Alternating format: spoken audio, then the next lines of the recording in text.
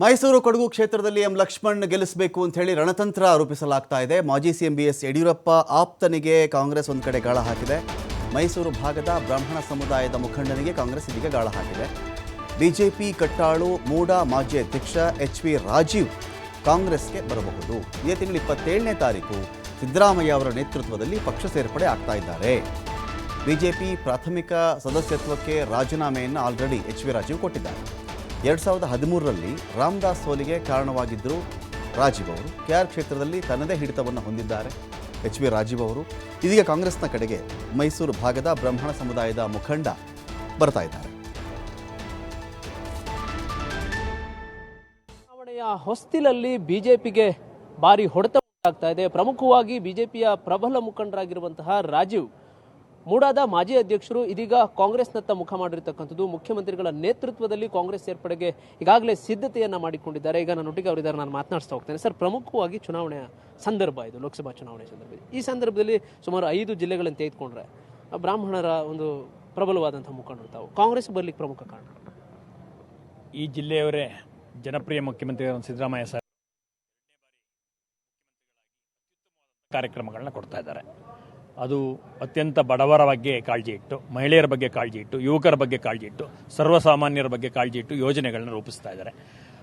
ಈ ಸನ್ನಿವೇಶದಲ್ಲಿ ಅವರ ಕೈ ಬಲಪಡಿಸಬೇಕು, ಪಕ್ಷದ ಸಂಘಟನೆಗೆ ಇನ್ನೆಷ್ಟು ಹೆಚ್ಚು ಒತ್ತು ಕೊಡಬೇಕು ಅನ್ನುವಂಥ ದೃಷ್ಟಿಕೋನದಲ್ಲಿ ನಾನು ಅಲ್ಲಿಗೆ ಬರ್ತಾ ಇದ್ದೀನಿ. ಯಾವ ಕಾರಣಕ್ಕೆ ಬಿಜೆಪಿ ಬೇಡ ಅಂತ ತಮಗನ್ನಿಸ್ತು? ನಮ್ಮ ಜಿಲ್ಲೆಯವರೇ ಮುಖ್ಯಮಂತ್ರಿಗಳಿರುವಾಗ ಬಲಪಡಿಸಬೇಕು ಅನ್ನುವಂಥ ಧ್ಯೇಯ ಇಟ್ಟು ಬರ್ತಾ ಇದ್ದೀನಿ. ಅಂದರೆ ಕೆಲವು ಪ್ರಶ್ನೆಗಳಿರ್ತಕ್ಕಂಥದ್ದು, ಬಿಜೆಪಿಯಲ್ಲಿ ಶ್ರಮಪಟ್ಟರು, ಬಹಳಷ್ಟು ಕೃಷಿ ಮಾಡಿದ್ರು, ಆದರೆ ಅವರನ್ನು ಗುರುತಿಸುವಂಥ ಕೆಲಸ ಆಗಲಿಲ್ಲ. ಹೀಗಾಗಿ ಕಾಂಗ್ರೆಸ್ನತ್ತ ಮುಖ ಮಾಡ್ತಿದ್ದಾರೆ. ನಾನು ಎಲ್ಲೇ ಇದ್ರೂ ಶ್ರಮ ಪಡೋದು ನನ್ನ ಗುಣ, ನಿಷ್ಠೆಯಿಂದ ಕೆಲಸ ಮಾಡೋದು ನನ್ನ ಗುಣ. ಆ ನಿಷ್ಠೆ ಅಲ್ಲಿ ವ್ಯಕ್ತಪಡಿಸಿದ್ದೆ, ಆ ನಿಷ್ಠೆ ಇಲ್ಲಿ ಕಾಂಗ್ರೆಸ್ಲಿ ವ್ಯಕ್ತಪಡಿಸ್ತೀನಿ ನಾನು ಮುಂದೆ. ಅಂದರೆ ಈಗ ಮುಖ್ಯಮಂತ್ರಿಗಳೊಟ್ಟಿಗೆ ಏನು ಮಾತುಕತೆ ಆಗಿದೆ? ಏನಿಲ್ಲ, ಈ ಪಕ್ಷದ ವಿಚಾರಗಳನ್ನ ಒಪ್ಪಿ ಇಲ್ಲಿಯ ಸಂಘಟನೆಯನ್ನು ಬಲಿಷ್ಠಗೊಳಿಸೋ ದೃಷ್ಟಿಯಲ್ಲಿ ನಾನು ಕೆಲಸ ಮಾಡ್ತೀನಿ ಅನ್ನೋದು ಒಪ್ಪಿ ಬಂದಿದ್ದೀನಿ. ಹಾಗಾದ್ರೆ ರಾಜೀವ್ ಅವರಿಗೆ ಬಿಜೆಪಿಯಲ್ಲಿ ಯಾವುದರಲ್ಲೂ ಬೇಸರ ಆಗಿಲ್ಲ?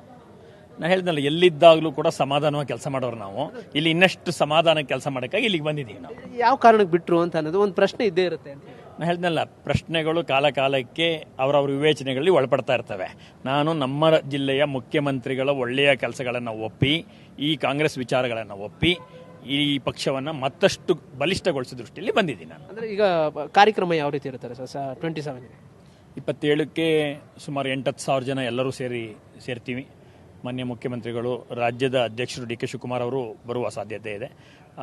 ಜೊತೆಗೆ ಜಿಲ್ಲಾ ಉಸ್ತುವಾರಿ ಸಚಿವರಾದಂಥ ಎಚ್ ಸಿ ಮಾದೇವಪ್ಪನವರು, ದಿನೇಶ್ ಗುಂಡ್ರು ಅವರು, ವೆಂಕಟೇಶ್ ಅವರು ಎಲ್ಲರೂ ಬರ್ತಾರೆ. ಮತ್ತು ಸೋಮಶೇಖರ್ ಅವರ ಉಪಸ್ಥಿತಿಯಲ್ಲಿ ನಾವು ಇಲ್ಲಿ ಸೇರ್ಪಡೆ ಆಗ್ತಿದ್ದೀವಿ.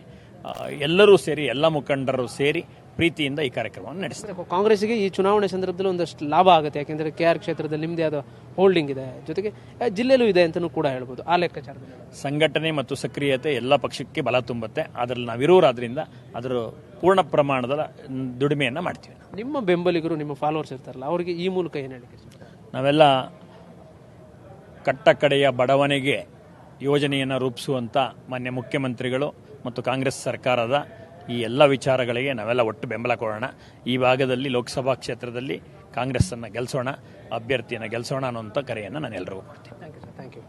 ಇದು ಎಚ್.ವಿ. ರಾಜೀವ್ ಅವರ ಮಾತುಗಳು. ಕ್ಯಾಮ್ರಾ ಪರ್ಸನ್ ನಂದೀಶ್ ಜೊತೆ ಪುನೀತ್, TV5 ಮೈಸೂರು.